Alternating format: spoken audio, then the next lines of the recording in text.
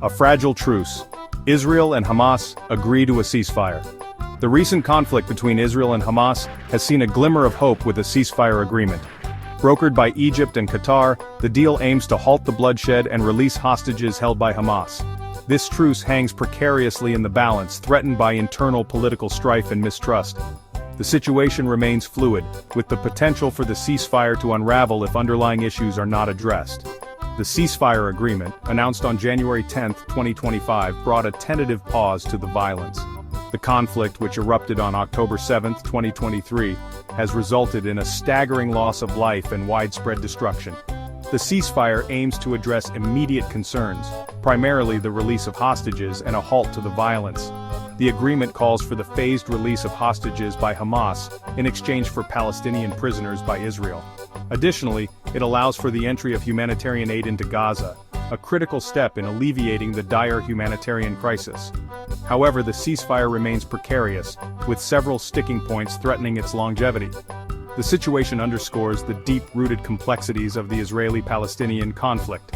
Decades of mistrust, coupled with the absence of a meaningful political horizon, continue to fuel the cycle of violence. The ceasefire, while a welcome respite, is but a small step on the long road towards a just and lasting peace.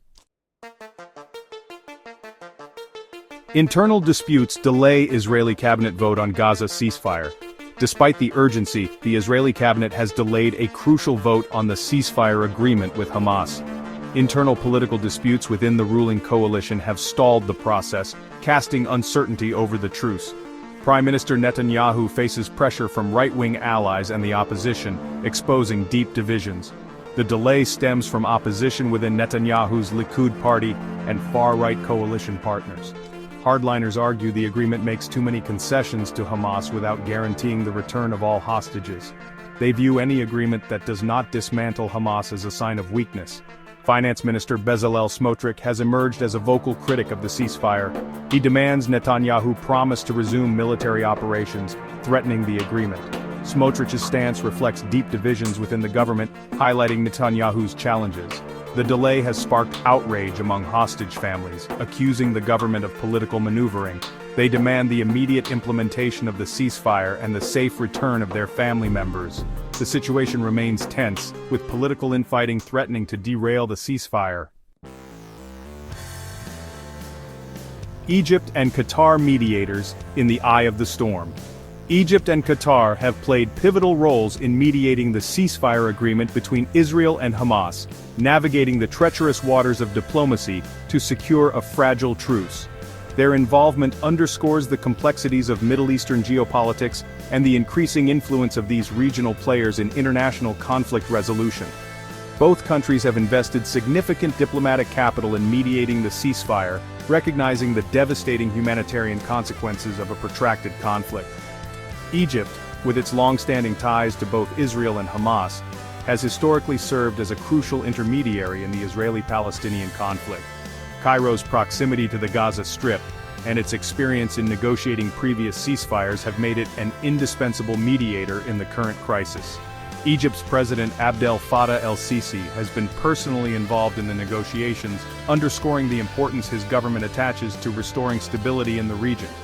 Qatar, a small but influential Gulf state, has emerged as a significant player in regional diplomacy. Its close ties with Hamas and its willingness to engage with the group, which Israel and many Western countries designate as a terrorist organization, have given Doha a unique leverage in the negotiations. Qatar has also pledged significant financial assistance for the reconstruction of Gaza, a move aimed at addressing the dire humanitarian situation and fostering conditions conducive for a lasting peace. The involvement of both Egypt and Qatar highlights the shifting dynamics of Middle Eastern politics.